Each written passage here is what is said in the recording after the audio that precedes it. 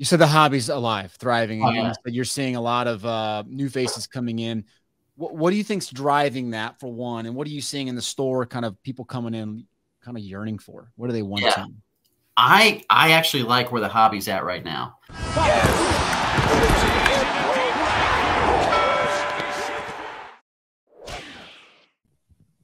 PJ, what's going on, man?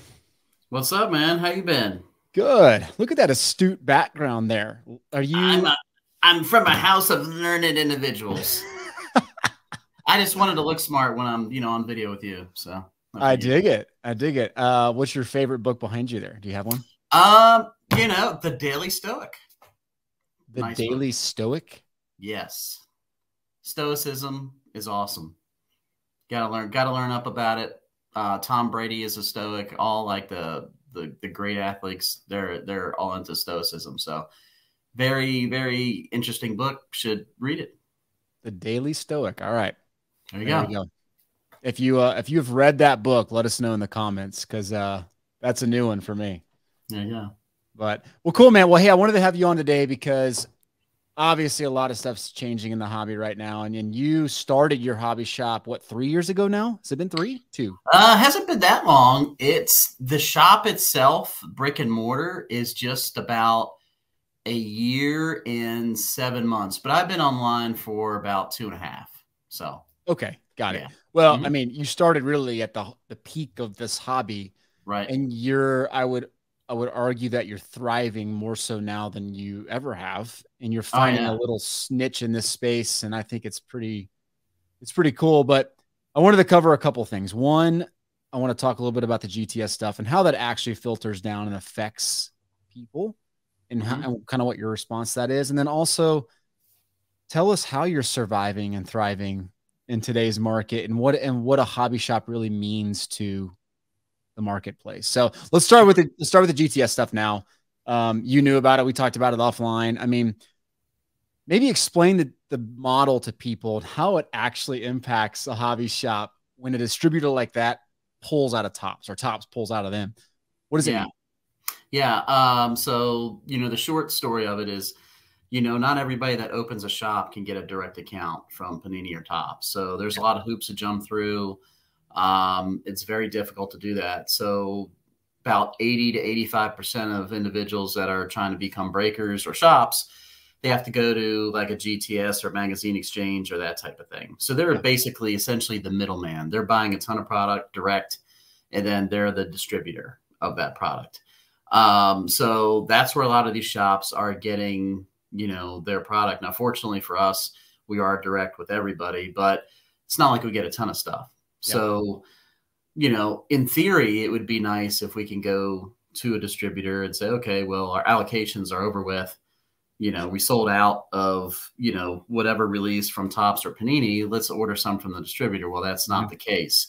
To compound that, with so many shops opening or trying to open within the last 2 years, a lot of these distributors just basically stopped taking applications.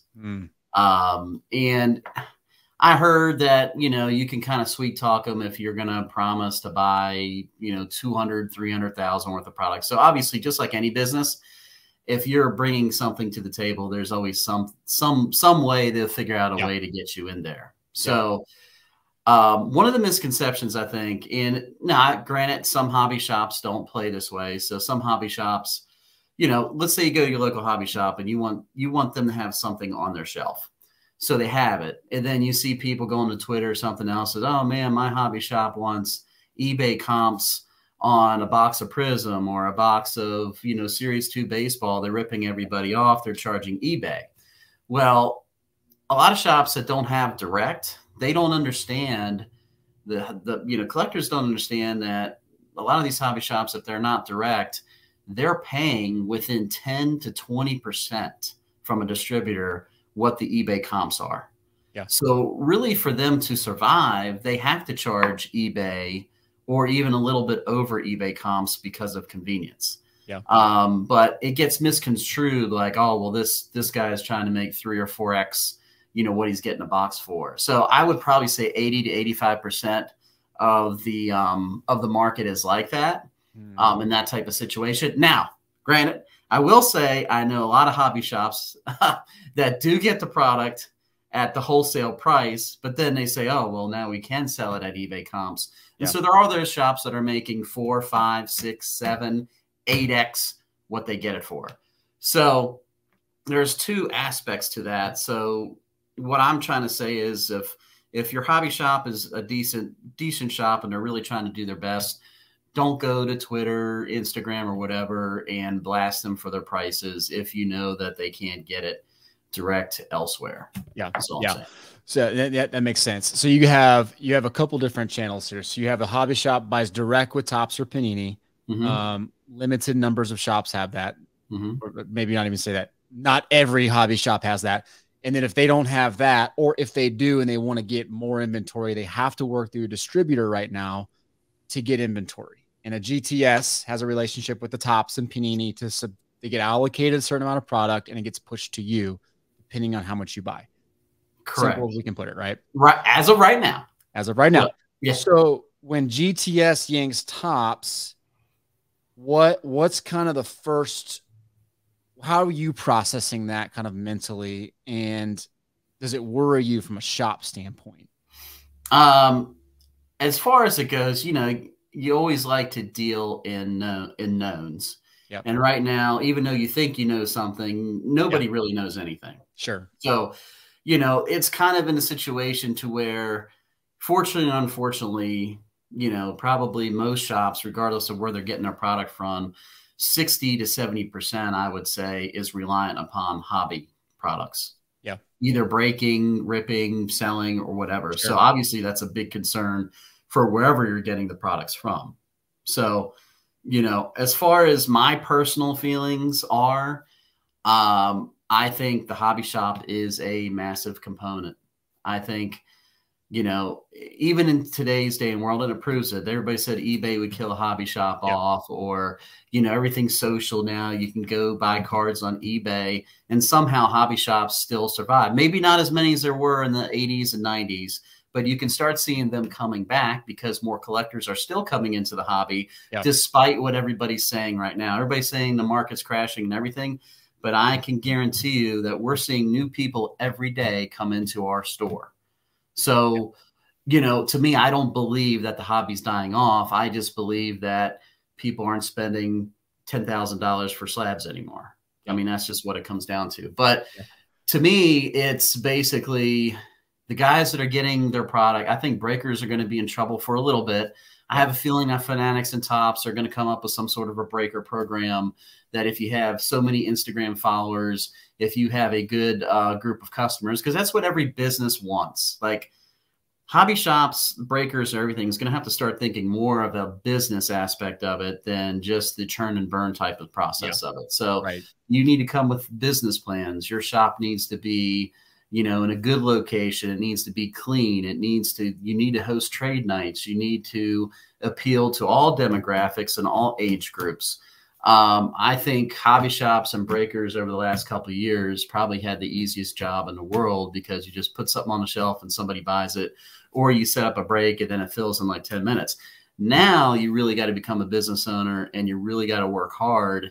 And I believe Fanatics, Topps, and Panini, they're looking for those hobby individuals that are more business-minded and that want to make this not like a flash in a pan, that want to make this as an actual business that's going to survive 10, 15, 20 years. Yeah. I would hope they're thinking like that, like they're strategic enough. I would guess they are too. And that makes perfect sense. And I do want to get into why you think the hobby is thriving right now, because that's an interesting point you make. Let me ask you one more thing then about the GTS kind of Fanatics potentially going direct, because a lot of the comments we got when we posted that news was, will Fanatics then take that margin and pass it on onto the customer? What are your thoughts on taking out the distributor? Does that create more pricing power for a shop like you? Do you think the margins kind of get past the customer, or does Fanatics say, thank you very much, I'll take that? I especially at nothing against Fanatics or anything like that, but you got to think in a pure business sense. Has anytime, regardless of what happens, his pricing has gone down in any type of product that you're buying. Pricing has always gone up, regardless of whatever that you're buying. So what I see is, you know, Topps right now, if you go to Topps website and they put hobby boxes on there, I think they're fairly priced. I mean, a lot of times if you can catch a hobby box on Topps.com, a lot of times it's going to be cheaper than what you can buy it in a hobby store, even if they're getting at wholesale. I know Topps sometimes have beat us on price when they first drop because I have a set margin set in my system that I have to make this in order to be profitable. And sometimes they beat that margin. So I think as far as how much I don't think they're going to greatly increase it. I think they're going to see, you know, probably stay where they're kind of at now with their current products. Obviously, I think when Bowman Draft comes out, you'll probably see them catch that. They'll catch that profit because they know it's going to be a good draft product. But, you know, I think it's kind of naive for anybody to think that, oh, well, since they're cutting the middleman out, products are going to be cut 20 to 30% across the board. Yeah. They need that revenue to pay for all their licensing fees and everything too. I mean, they signed a deal that's not just for the licenses, it's a shared profit. So they have to give money to the associations, not just we paid for the licenses, so we get to keep all the money. They actually have to share the revenue. Yeah. So anytime that there's shared revenue, they're going to maximize the profits in any business, or going to try to. So I see probably, you know, they'll probably do more of the consumer direct stuff of what they've been doing. And then I also think that what they're going to do is, if you already have a direct account, you're going to get your initial 1, 10, 15 cases, whatever that it is, at a set price. And then since there's no distributor anymore, I think hobby shops will be able to go back in and order a set amount of certain products, but that price will probably be 20 to 30% more. And I would be fine with that, because right now I can't go to a distributor and buy the product because they're selling the product for higher than what I sold it originally in my stores. So I never reorder anything. So when I sell out of something, I'm on to the next release. I don't want to do that because I want to make sure I could probably sell, you know, 10 times the product that I'm getting right now of any type of release.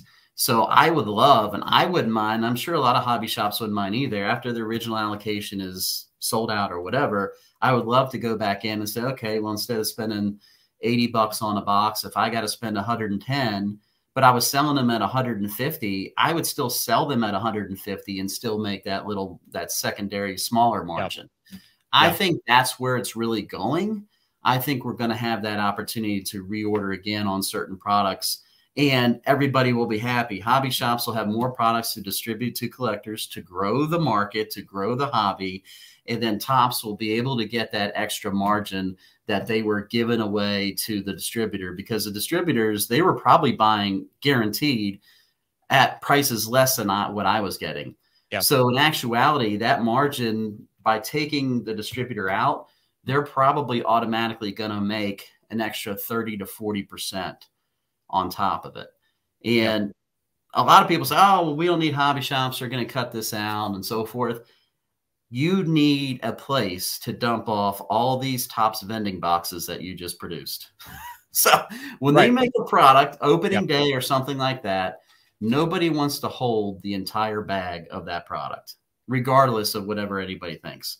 So there has to be a place to where, you know, we're going to dump this product to hobby shops, but, you know, granted, we're going to have to give them some of the good product too. So I think you'll see more hobby shops getting approved direct now, since the distributors are going down. But I can tell you, they're going to be more stringent upon what a hobby shop needs to do. They're going to require point of sale systems. They're going to require that you keep track of your customers list. They're going to require that your shop is probably a certain size, that you're hosting at least one trade night a month, that you're going to do X amount of events quarterly. I can guarantee you that's going to be what their new model is, if you want to be an official hobby shop. And any hobby shop owner should be wanting to do those things anyway. Oh yeah. It only makes you optimize and run your business more efficiently. You know, to your point, you know, the margins, I think the collector community would be okay if they took the extra, let's just, for the sake of the argument, say 40% margins, and put 20% into making the products better or more, or adding value into them, I think collectors would be okay with paying the same price or even a tad more if we had to, if the products got better. You know, shrink the print run a little bit, put more value into them, create more, kind of expected return, if you will. And I think that's a better thing for everybody all the way around.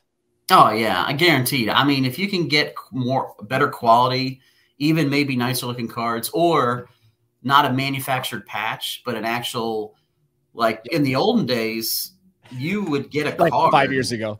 Or even like, when Topps was doing football and stuff, like they had, I remember one set actually had pieces of Super Bowl pylons from when Tom Brady was in the Super Bowl. Like, we don't get that kind of stuff anymore. Like game use patches with the actual date of what game it was from on a card.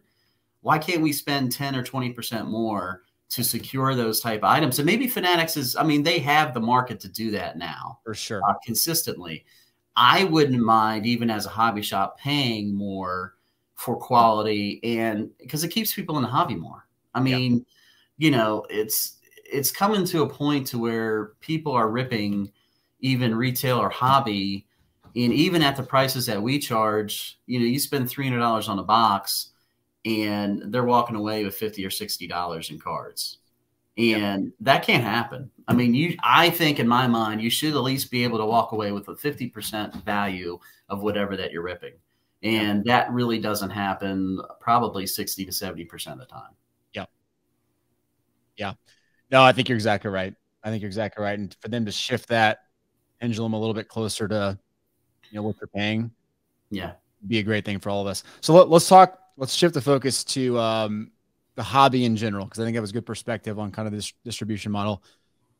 You said the hobby's alive, thriving, and you said you're seeing a lot of new faces coming in. What do you think's driving that, for one, and what are you seeing in the store? Kind of people coming in, kind of yearning for. What do they want? Yeah. I actually like where the hobby's at right now. A lot of new customers coming into the shop, even for the first time, even how long that we've been open. So I think a lot of that has to do is that there's just pure collectors more now than just straight up flippers that know nothing about sports cards. So what a lot of people were doing last year and the year before, they were just buying a product, throwing it on eBay, using that as a full-time job. Yeah. So now you get people that are more interested in, you'll get your investors and so forth, but you'll see a lot more collectors. We're seeing a lot more, I would say 40-ish, bringing their kids in, 9, 10 years old, which is kind of one of our target demographics. And they're trying to get their kids into the hobby. So, we're seeing a lot of that. And the other thing is that we've hosted some rip parties for kids for their birthday and so forth. So I tell you, these dogs are getting, I don't know what else they want me to do. But we've had a lot of kids that wanted to have their birthday party at the card store. Oh, that's cool. We've been hosting rip parties for them, and basically, they come in, we put a little goodie bag, they all sit around the table, rip some cards with their dads or whoever, and then trade and take some pictures, play the arcade game, the foosball table. So we're trying to make that more of a community aspect inside of our shop, rather than come in and buy your $1,000 hobby box and then, see you later. So I see more of it being a community aspect, people getting more interested in it for the long haul. Now, what you will see is that we get a lot more checkouts, but the checkout total is less than normal. So, when you used to get $600,000, $800,000 checkouts, now you're getting more $150, $60, $40 checkouts, which is fine with me because I'm all about reciprocal business.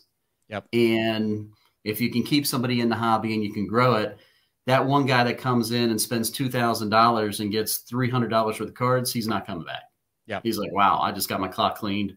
That YouTube video that I watched about how you can make money on sports cards is not true. Yeah. And then he's gone. Yeah. But like the dad and the son or the kids into Pokemon and so forth, they're coming in 2 or 3 times a week. Yep. And those are the customers that I think that a lot of shops are starting to see now as the kind of the regulars now. Yeah, that makes sense. What would you say for the most part, the new people, or even just your common customers coming in and asking for these days in this market? It's probably a lot of singles now. Really? So yeah, so we're seeing a lot more singles sales, especially like football's number one. Basketball during pandemic, basketball was everything. Now basketball's probably behind Pokemon. So it's like for us, it's football, Pokemon, basketball, then baseball. So I mean, and you're in the DC. For anyone that doesn't know, you're in the DC area, right? Right. Yeah. So we don't really have a good basketball team. So I guess that might be. Well, you don't have a good football team either. So there's no real. Yeah, that's true. But we're only 2.5 hours from Pittsburgh, so we got a lot of transit plans from there. So there you go. Yeah. So football is really big right now. And as far as what products people are buying, we're seeing more people. It's hobby release days always sell out for us just because of the price points that we have.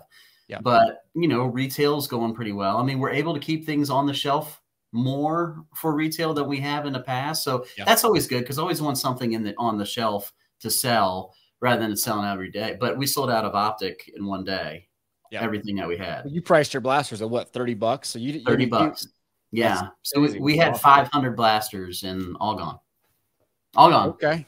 Yeah. So, we did an in-store, then we did an online drop because, my online community is pretty important to us as well. So I want to make sure that I keep them engaged. And, I try to, the whole mantra of the store is to try to get collectors, the best deal possible that we can wherever they're at. So like if they're local or online, if I can give that opportunity, I'd rather sell 5 blasters to 4 different people than sell somebody a blaster case. Yeah. Because I'm not building a hobby that way. Yeah. That's exactly right. That makes sense. So that's interesting. So a lot more singles purchases, which is a shift, right? I mean, just a year and a half ago, it was all let's break wax and then we're going to go online and sell it. Now we see value in singles, which is I think is a great thing for the hobby. Oh yeah. Because what somebody will see is they'll see now we sold our Prism basketball blasters for $30, which is retail. But like probably eBay's 40 or 45. Well, why would they do that if they can get a Cade Cunningham base Prism for $8 or $10? Right. I think to me, that's what I think it is. It's like, well, I can buy for $40 I would have spent on a blaster. I could buy probably all the top rookies base cards. Yeah. And then, and $40 I can buy them all. Yep. So I think since the single prices, they start to come down a little bit to an affordability level, more people are realizing that there's more value in just buying the singles. Now, people always want to rip because that's the excitement. For sure. So if you can get that price point down where they can still enjoy ripping and then also buy the singles, that's where we're at right now. So singles and ripping at the same time, is great for our shop. That's a sweet spot for sure. Talk to me a little bit about your buying strategies now when people come in with cards or collections. And I talked to Marcel about this at the show and how he's able to be more aggressive now. What is it like right now for you in the store? You feel like you have a lot more leverage to buy because you have more people coming in to sell and kind of what's your strategy now? We still want to be fair to people. I know some shops know that, especially someone says, hey, I really need money. Those are indicators that you could basically, make whatever offer, but we try to stay within 50 to 70% of eBay comps. Okay. Still. And, when I say 50%, it could be a lot of cards that that I think are going to sit on our shelf for a while. So like if it's, I don't know, like a Gronkowski rookie card. Yeah, it's cool, but I'm not going to pay 70% comps for that because they're not something that's going to sell. But if it's Burrow or Herbert, we're paying up to 70% comps. And, sometimes people, if you just show them, what we do is when we're buying is we use Post-it notes and we say, this is what we're going to sell the card in our store for. So we kind of just write the prices on there and then we take a percentage off of that. Yep. And I think if you kind of just explain that to people, people are like, okay, well, that makes sense because we know that you're trying to give us a good deal. Because I always price everything under eBay. You come to my shop, you're going to find every single card at least 10 to 15% lower than eBay. Yeah. So I'm like, if I'm doing that for you, everybody that comes into my store understands that's how I'm buying. Yeah. And they appreciate that.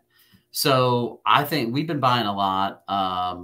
And I think we've margin wise, I mean, I think we've made a little bit more margins on our singles lately, but you know, we still try to be fair because we don't want to get somebody a bad taste in their mouth and then they either leave a bad Google review because they think we ripped them off or they just don't come back again. Yeah. So my thing is if somebody's buying from me, I want to be fair with them. And I watched a video about Burbank. Yeah. You know, he has his videos, the Card Father, or whatever he's called. 2 or 3 videos ago, it makes sense. He's like, you know, if we're selling the product to have that symbiotic environment of the hobby, card shops got to be willing to buy their cards back. I mean, because but where are they going to sell it other than eBay? So that's why he explains why he's always buying is because he wants to make sure that he can give a place where somebody, they may have ripped a box or bought some singles, but they can always come back and sell back to the store. And I think that's what else is important with a hobby shop, because if you don't have hobby shops, the only markets that you really have really is eBay. Yeah. And you're going to get crushed by fees. You're going to get crushed by taxes. And a lot of people don't realize that. So we'll get a couple people that come in like, well, you know, I need 80 or 90% of eBay. And I'm like, well, you're not going to get that anyways, even if you sell it on eBay, because you're going to pay 10, 12%. You're going to pay the shipping. And then you're going to get a 1099 because you're selling more than $600 a year. Yep. And whatever tax bracket you're in, you're paying at least 15% taxes on that. Yep. So, you know, in that case, I'm actually giving you more money than what you're going to do on, you know, eBay anyways. Yeah. Yeah. It's funny because I'm putting out a video about this on the Chasing Cardboard channel later this week. A lot of times when we purchase collections or we make offers on collections, we get a lot of backlash or negative comments because it's like, how could you offer him 30% or 50% of book value, market value on this massive collection? Right. And 2 points you made are very important. One, people forget that 90% of collections that you buy will sit in inventory for months. Oh yeah. You just assume like, oh, you buy it, it sells. Like that's not the case at all. Right. No. Dead money. And 2, there's fees and time and taxes that go into all of that piles up. Right. If you don't pay attention.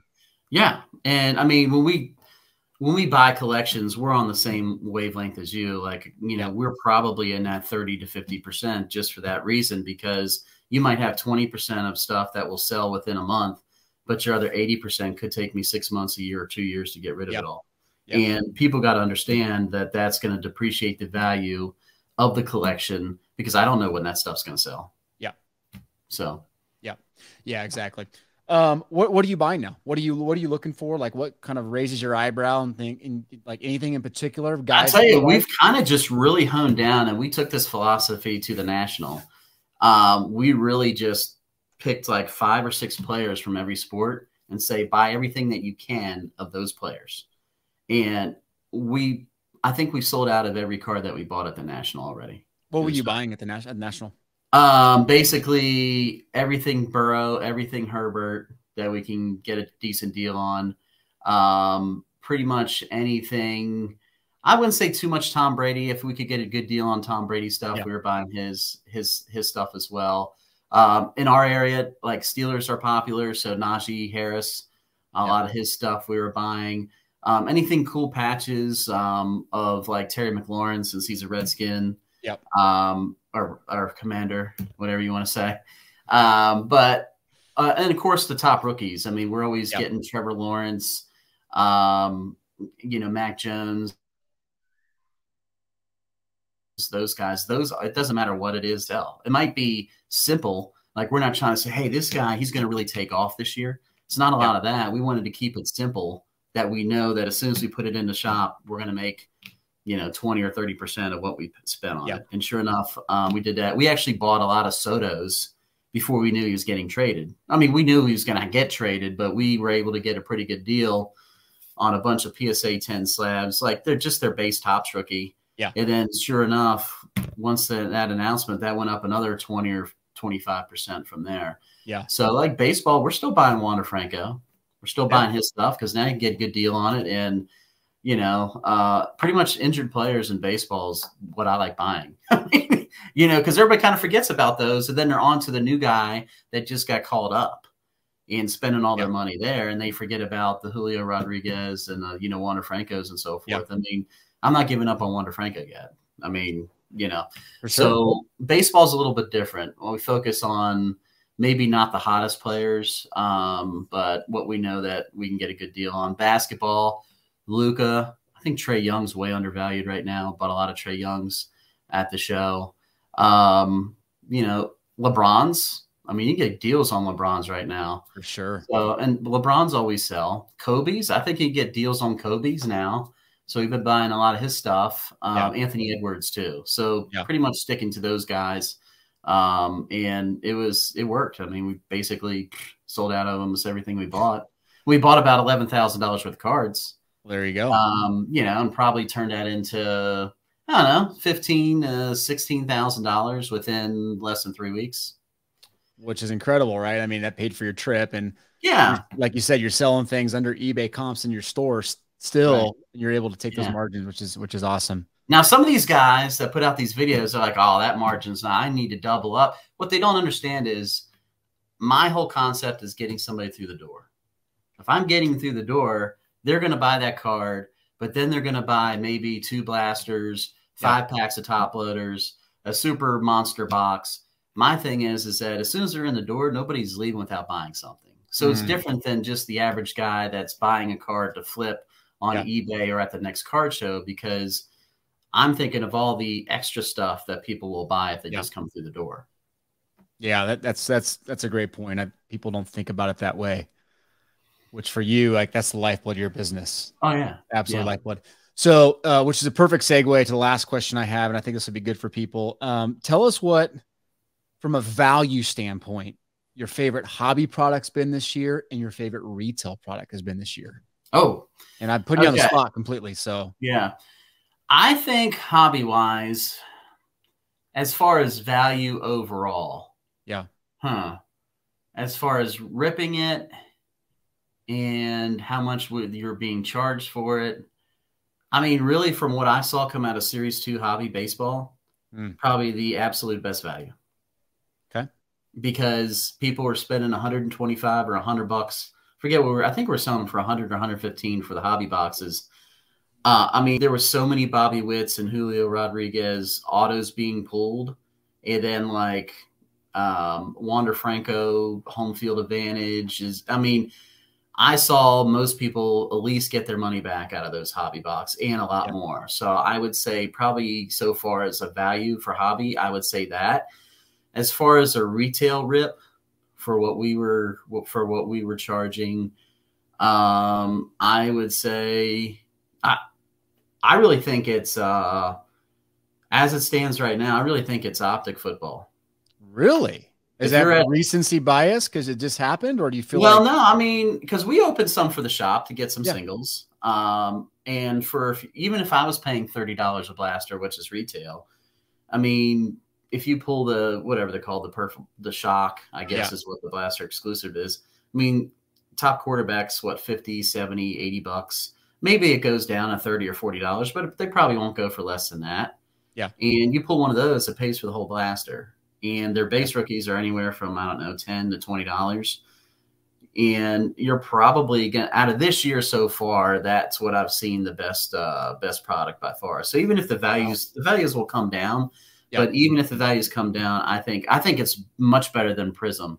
I think Prism this year was so hard to get anything really out of retail worth anything. And you're spending on a secondary market, I think you're spending what, $45, $50 a blaster now, secondary market. Yeah, definitely not worth it. I don't think it's worth it at $30. In my opinion.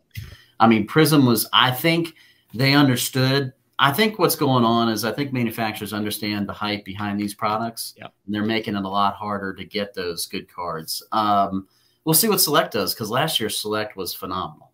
Yep. I mean, you opened a blaster last year, you get all the 3. You get 2 Herberts, a Jalen Hurts die cut. I mean, you know, so we'll see what they do with Select this year, because I really like Select anyways. And, you know, with all the quarterbacks that you have this year, I mean, who knows? You could get every quarterback in a blaster maybe. I don't know. There you go. Yeah, well, and we haven't talked about this, but I'm a big believer that this current class, or last year's class, 2021 football, is very undervalued for 2 reasons. 1, you get overshadowed by Herbert and Burrow and everybody else, and 2, they just got caught in the wrong time in the market. Oh yeah. You know, the Lawrences, the Fields, the Mac Jones, like Davis Mills, all these guys are going to come in flaming hot if they have any type of success. Yeah, and supposedly, I guess Trey Lance looks decent. Yeah. What I've heard. Trevor Lawrence has more help this year with ETN coming back too. I mean, that's a big difference. Not sold. I think Mac Jones, it's going to be kind of tough to kind of beat the kind of year that he had last year. I'm kind of weary on spending a lot of money on him but he's a Patriot. You know, that helps out a lot. Not really sold on Zach Wilson. So if I can move his cards for what they're going for right now, I will. Yeah. But maybe Justin Fields. I'm a Fields guy. I like Fields a lot. I think he'll be okay. I think he'll be fine. But yeah, I mean, like you said, I mean, you got 5 or 6 quarterbacks that are playing or going to play. Yeah. I mean, that didn't happen in 2020. You know, you only got Burrow and Herbert essentially. Jordan Love, he fell off the face of the earth. Yeah. So you basically got 5 quarterbacks. It's hard to complain. And you got Jamar Chase, right? And you got Micah Parsons, like you got some good players, and you got Najee Harris.